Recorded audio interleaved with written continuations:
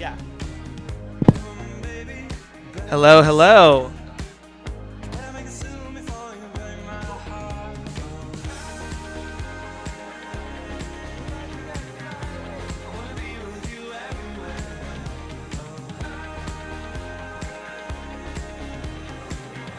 All right, Leela, what even? Yeah. Good evening and welcome to Soundshop. My name is Akpanoluo, and I started Soundshop nearly 7 years ago as a way to connect musicians so that they could give each other advice, feedback, and encouragement on their work. And over the years, it has taken place, started off in my apartment. It expanded to different venues around New York City. During pandemic, continued to host it online, occasionally in person. And for the last year, I'm thrilled to have been able to host it here at Club Curious. Those of you who are unfamiliar with Club Curious, it is a speakeasy, but it is not a normal speakeasy. It is a non-alcoholic speakeasy because here we serve Curious Elixirs, which is a non-alcoholic cocktail brand, and the cocktails. The founder JW puts so much work and care into crafting these cocktails, and I kind of liken it to the amount of care that he has put into designing this beautiful space. So if you haven't had a chance to try some, I encourage you to do so. And if you have, I encourage you to continue having some. And yeah, in terms of the format for this evening, the first hour was just mingling, and I encourage people to answer the icebreaker question, which is like, what's a song that gets you to break out into dance? And now for the next hour, an hour and 15 minutes, there's going to be three musicians who will get on stage, and they will each talk about their musical background, their musical journey, then the song that they're going to perform. They'll maybe say something about their process of creating the song, things that they want you to listen to, perhaps their inspiration, and then they'll perform that song. And then finally, you'll get about 10 minutes to have a little Q&A session with the artist. And then once we complete that, I'll bring my brother up on stage, and he's going to lead us in a little session, which will basically entail people raising their hands to kind of say what they're offering or what they're seeking to help advance their creative ambitions, and that'll kind of help lead into the continued mingling and hanging out that will take place for the next hour or so after that. And I'm truly a believer of brevity being the soul of wit. So without further ado, I will pass it to the first artist, Kevin. All right. Thank you. All right. This is really cool because I've been coming to Soundshop for like a year now, and it's nice to be up on the stage for the first time and getting to share my music with everybody here. It's such a great group of people that comes to these events. So I have a question before we start. How many of you still buy CDs? Raise your hand if you still buy CDs. There's one. Is that it? Two? Okay. 3, 4. All right. Just curious. Because I don't even buy them anymore. I don't buy CDs anymore. Anyway, so what we will be performing tonight is a song from my new album that we recorded earlier this year. The album is called Evensong, and it 4 of the 8 songs on the album are arrangements of songs by Hildegard of Bingen, who was a 12th century mystic and composer and nun, and later became a saint. I guess that's all I have to say about it. And this is Katie Wessinger, who's going to be singing with me. I'm not actually singing anything. And I was going to, before we sing the song, I was going to read to you, because it's all in Latin. So how many people speak Latin? Anyone? Ah. Oh, okay. All right. So I brought this is a translation for what we're singing about here tonight. The dove peered in through the lattices of the windows, where before its face a balm exuded from incandescent Maximilian. The heat of the sun burned dazzling into the gloom, whence a jewel sprang forth in the building of the temple of the purest loving heart. He, the high tower, constructed of Lebanon wood and cypress, has been adorned with jacinth and diamonds, a city excelling the crafts of other builders. He sped as fast as a deer to the fountain of clearest water, flowing from the most powerful stone, which courses with delightful spices. You are strong and beautiful in ceremonies and in the shining of the altar, ascending like the smoke of perfumes to the column of praise. So without further ado, we need some reverb, please. How was this set up? Is this how we did it? There we go. All right. Maybe check. Sure. Do a quick mic check here. Check. All right. I think it's good. All right, here we go. And this is just called Evensong 3.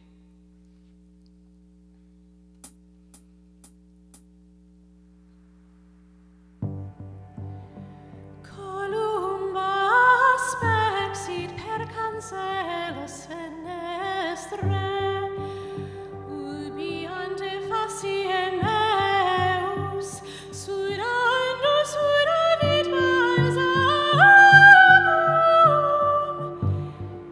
delucido maximino, allor solis exercit, et in tenebras resplenduit,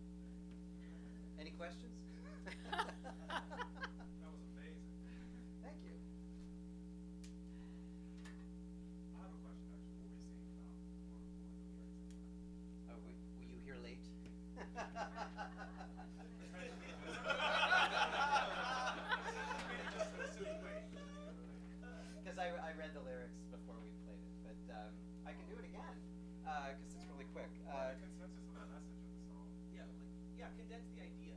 The idea. I think this song is really. I mean, you have to imagine. Hildegard of Bingen was living in a monastery her entire life.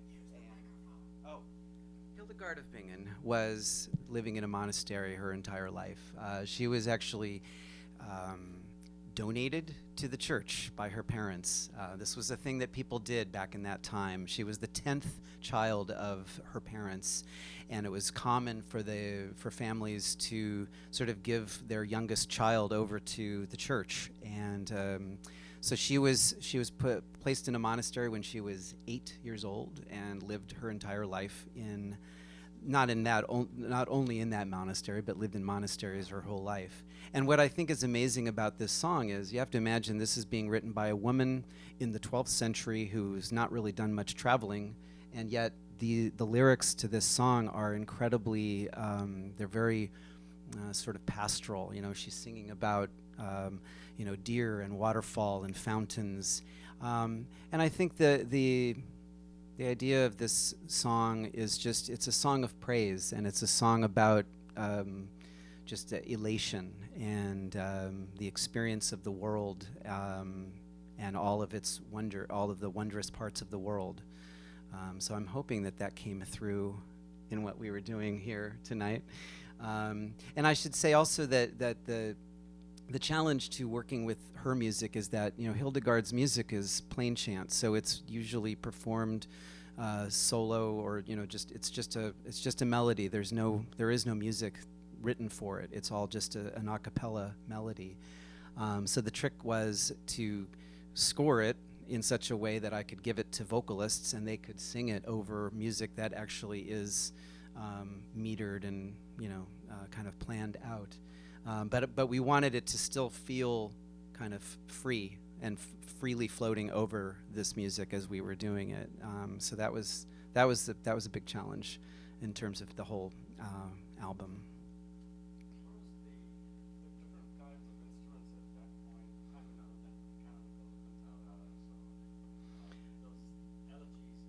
Instruments from that period of time? I mean, I don't really know. I mean, we're talking about the middle medieval period. I don't actually know.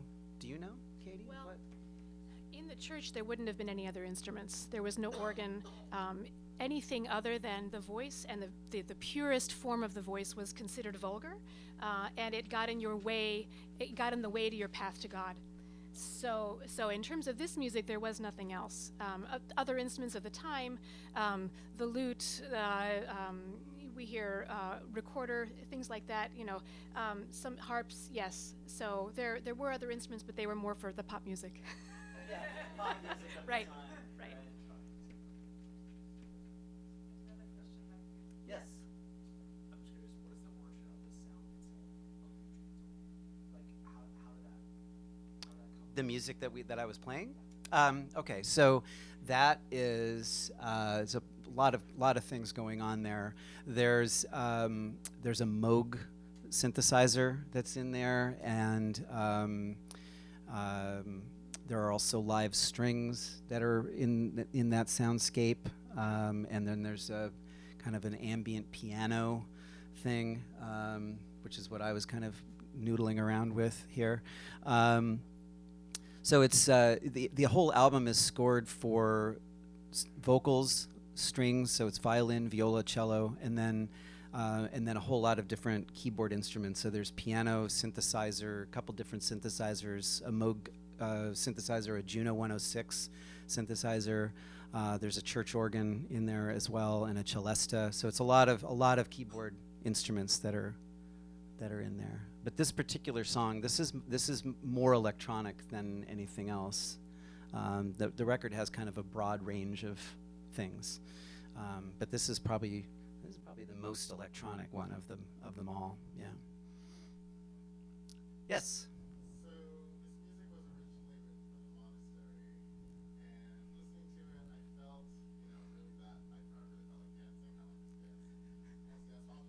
Yeah.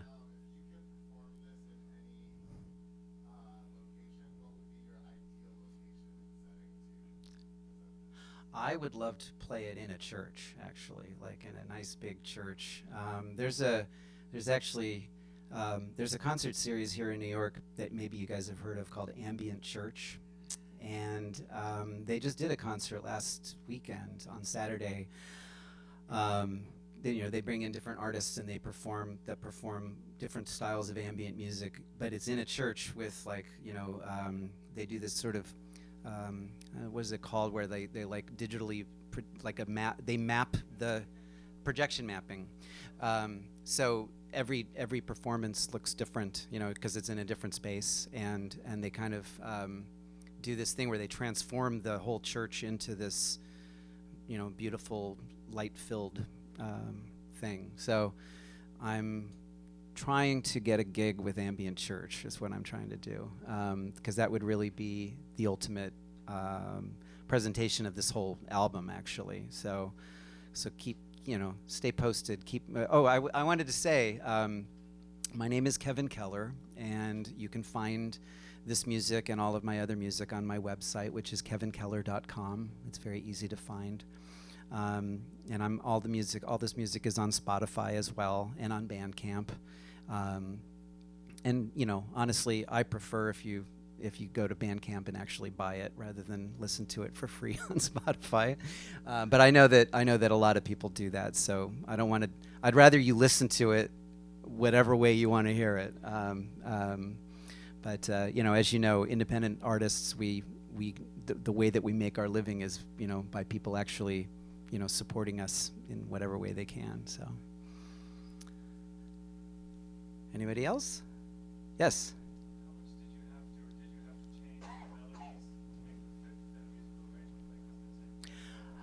I didn't change the melodies at all. No, I wanted to stick to whatever Hildegard's melody was, so I didn't change a note.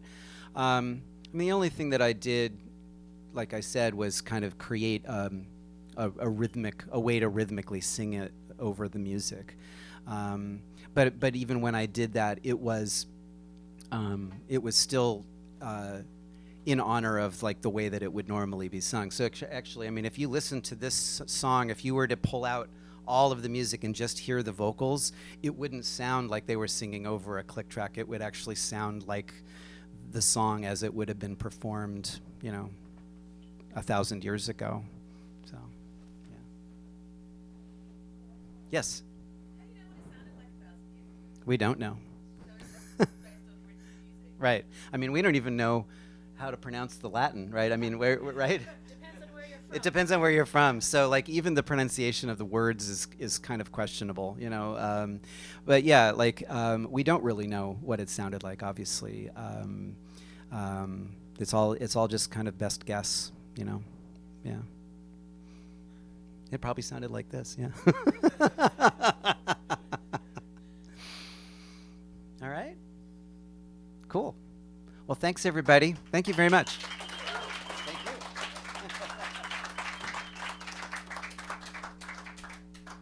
Thank you so much, both of you. Next up, we have Kaz. Do I need to take a step off the stage, or do you want me to just push it to the side?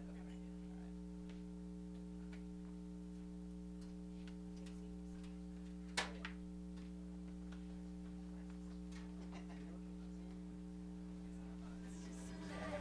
Under my skin, slipping it in. He's got his chest on my back, crossing you can.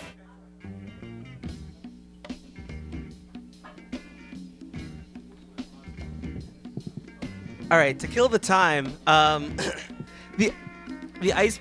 Thank you. You want me to sing something? Oh, another time. No, okay. Never mind. Kaz is here.